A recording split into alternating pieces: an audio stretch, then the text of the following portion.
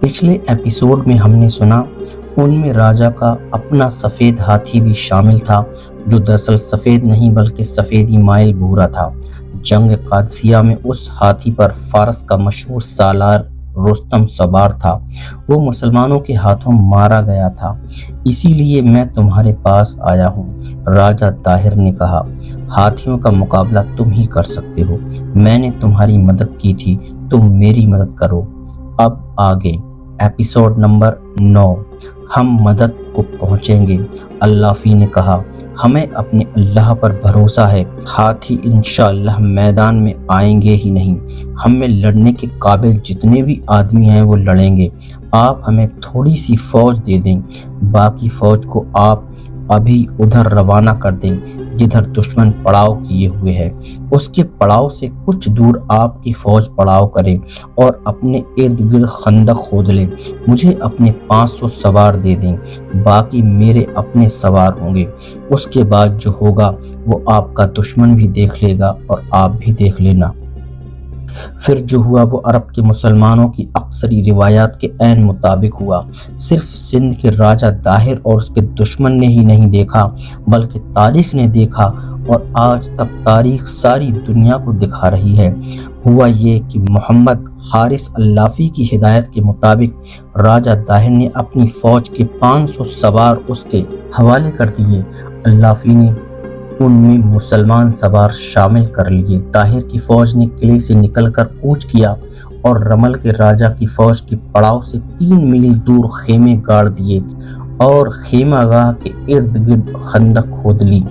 اس دوران اللافی بھیس بدل کر اور 1-2 ساتھیوں کو ساتھ لے کر راجہ طاہر کے دشمن کی خیمہ گاہ تک گیا اور دیکھا کہ وہاں کتنی فوج ہے اور کیا کہاں ہے، وہ تو بہت بڑا لشکر تھا۔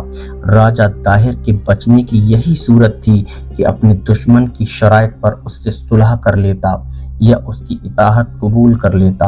رمل کے راجہ نے طاہر کی فوج پر توجہ مرکوز کر لی اور حملے کی تیاری کرنے لگا۔ اس نے دیکھا کہ طاہر کی فوج اس کی فوج کے مقابلے میں کچھ بھی نہیں، تو وہ بے فکر ہو گیا۔ اسے ایسا خطرہ نظر نہ آیا کہ راجہ طاہر کی فوج اس پر حملہ کر دے گی۔ ایک رات جب رمل کی فوج گہری نیند سوئی ہوئی تھی، اللافی نے اپنے سواروں سے، جن میں سندھی اور عرب سوار شامل تھے، رمل کی خیمہ گاہ پر شب خون مارا اور خیموں کو آگ لگا دی۔ خیمہ گاہ میں بھگدڑ مچ گئی۔ دشمن کی فوج سوائے بھاگ نکلنے کے کچھ بھی نہیں کر سکتی تھی، لیکن اللافی کا شب خون اتنا شدید اور تیز تھا کہ رمل کی فوج کے لیے بھاگنا بھی محال ہو گیا۔ ہزاروں سپاہی مارے گئے اور جنگی قیدی بھی ہوئے اور 50 ہاتھی بھی پکڑ لیے گئے۔ رمل کے راجہ کی تو کمر ہی ٹوٹ گئی۔ راجہ طاہر نے عرب کے ان پناہ گزین مسلمانوں کو جو انعامات دیے، ان کے علاوہ انہیں مکران کی سرحد پر خاصا وسیع علاقہ دے دیا جہاں یہ عرب آباد ہو گئے۔ اس وقت تک بلال بن عثمان اور اس کے 4 ساتھی محل کے خاص استبل کی ملازمت میں 5 سال گزار چکے تھے۔ مائی رانی کی نظر کرم بلال پر ضرورت سے بھی زیادہ تھی۔ وہ جب شکار کے لیے جاتی تھی تو ان 5 عربوں کو ساتھ لے جاتی تھی۔ پھر وقت گزرتا گیا اور طاہر کے راج کی سرحدیں پھیلتی چلی گئیں۔ پھیلتے پھیلتے سرحدیں ملتان تک جا پہنچیں۔ سیستان اور کچھ علاقہ مکران کا بھی اس کی سرحد میں آ گیا اور جنوب میں مالوا اور گجرات کاٹھیا واڑ کے علاقے بھی راجہ طاہر کے زیر نگی ہو گئے۔ مائی رانی بڑھاپے میں داخل ہو گئی۔ بلال بن عثمان بھی بوڑھا ہونے لگا تھا۔ وہ ایک دوسرے کو دیکھ کر جیتے تھے۔ راجہ طاہر کی حکمرانی تو وسیع ہو گئی، لیکن اس کا ذہن تنگ ہو گیا۔ اس نے رعایا پر ظلم و تشدد شروع کر دیا۔ اس وقت طاہر کے ملک میں بدھ مت کے پیروکار زیادہ تھے۔ طاہر خود برہمن تھا، بدھ مت کے پیروکار جاٹ تھے، ان کی الگ تھلگ قوم تھی۔ طاہر نے ان بدھوں کا جینا حرام کر دیا، ان کی عبادت گاہوں کی بے حرمتی کرنے لگا۔ عرب کے اسلامی حکومت کے ساتھ بھی اس نے دشمنی پیدا کر لی تھی۔ جب حجاج بن یوسف عراق کا حاکم تھا، اس وقت راجہ طاہر کی مجرمانہ اور معاندانہ کارروائیاں تیز ہو گئی تھیں۔ عرب سے جو باغی ادھر آتے تھے، طاہر انہیں اپنے ہاں پناہ دیتا اور انہیں اسلامی حکومت کے خلاف بھڑکاتا رہتا تھا۔ حجاج بن یوسف کے دل میں انتقام کی آگ بھڑک اٹھی تھی۔ حجاج آدھی سلطنت کا حاکم تھا اور وہ ظالمانہ حد تک سخت گیر تھا۔ اس کے ڈر سے کئی باغی عراق سے بھاگ کر سندھ میں آ گئے تھے اور راجہ طاہر نے انہیں نہ صرف پناہ دی تھی بلکہ انہیں اسلامی حکومت کے خلاف زمین دوست تخریبی کارروائیوں کے لیے تیار کرتا رہتا تھا۔ یہ وہ وقت تھا جب حجاج بن یوسف کا بھتیجا محمد بن قاسم فارس کا حاکم گورنر تھا اور اس کا دارالسلطنت شیراز تھا۔ اس کی عمر 17 سال تھی، لیکن ذہنی لحاظ سے، فہم و فراست اور تدبر کے لحاظ سے وہ تجربہ کار اور مجھے ہوئے ادھیڑ عمر آدمی سے زیادہ ذہین تھا۔ یہ ماں کی اور حجاج کی تعلیم و تربیت کا کرشمہ تھا۔ عسکری لحاظ سے وہ منجھا ہوا سپہ سالار تھا۔ فارس کے کرد باغی جنگجو تھے۔ فارس کا شہنشاہ بھی ان کی باغیانہ سرگرمیوں کے آگے بے بس ہو گیا تھا۔ محمد بن قاسم نے فن حرب ضرب کی مہارت اور تدبر سے کردوں کو ایسی لگام ڈالی کہ کرد اس کے اشاروں پر ناچنے لگے تھے۔ اس سے پہلے محمد بن قاسم نے فارس کے ان علاقوں کو فتح کیا جو ابھی سلطنت اسلامیہ میں شامل نہیں ہوئے تھے۔ اس وقت شیراز کو کوئی اہمیت حاصل نہیں تھی، یہ معمولی سی ایک چھاؤنی تھی۔ محمد بن قاسم نے تھوڑے سے عرصے میں کچھ علاقے فتح کیے، پھر کردوں کے بے حد خطرناک فتنے کو ختم کیا اور شیراز کو دارالسلطنت قرار دے کر اسے شہر بنانا شروع کیا۔ آج کے شیراز کی بنیاد محمد بن قاسم نے رکھی تھی اور اپنی زندگی میں ہی اسے ایک بڑا اور ہر لحاظ سے اہم شہر بنا دیا تھا۔ اس یتیم اور کمسن مجاہد نے ابھی نقطۂ عروج تک پہنچنا تھا۔ اس کا بڑا ہی سخت امتحان ابھی باقی تھا۔ عروج کی پہلی سیڑھی پر اس کا قدم اس وقت کے خلیفہ ولید بن عبد الملک نے اس روز رکھا تھا جس روز محمد بن قاسم نے سالانہ کھیلوں کے مقابلے میں خلیفہ کے بھائی سلیمان بن عبد الملک کو شکست دی تھی۔ سلیمان کو توقع تھی کہ اس کا بھائی خلیفہ ہے اور وہ اس کی عزت بچا لے گا اور اس پر محمد بن قاسم کی فتح کو محض کھیل قرار دے گا، لیکن خلیفہ نے محمد بن قاسم کی جیت میں اس کے ڈھکے چھپے جوہر دیکھ لیے تھے۔ اسی روز خلیفہ نے محمد بن قاسم کو اپنے پاس بلایا اور اس کے ساتھ باتیں کی۔ خلیفہ یہ دیکھ کر حیران رہ گیا کہ یہ لڑکا غیر معمولی صلاحیتوں کا مالک ہے۔ وہ اسی عمر میں سپہ سالاری کی سطح کے امور کو سمجھتا اور ان کا تجزیہ کر سکتا ہے۔ ابن یوسف خلیفہ نے حجاج بن یوسف سے کہا، خدا کی قسم یہ لڑکا عظیم سالار بنے گا اور آنے والی نسلیں اس کے نقش قدم پر چلیں گی۔ اس جیسے انسان اپنی قوم کے لیے خدا کا بہت بڑا انعام ہوا کرتے ہیں، اسے لے جاؤ، یوسف کے بیٹے، اسے سالاری کے عہدے پر رکھ لو۔ مورخوں نے اس دور کے وقائع نگاروں کے حوالے سے لکھا ہے کہ محمد بن قاسم کا رنگ گلابی سا تھا، آنکھیں بڑی تھیں اور ان میں جو چمک تھی وہ دوسروں کو مسحور کر لیتی تھی۔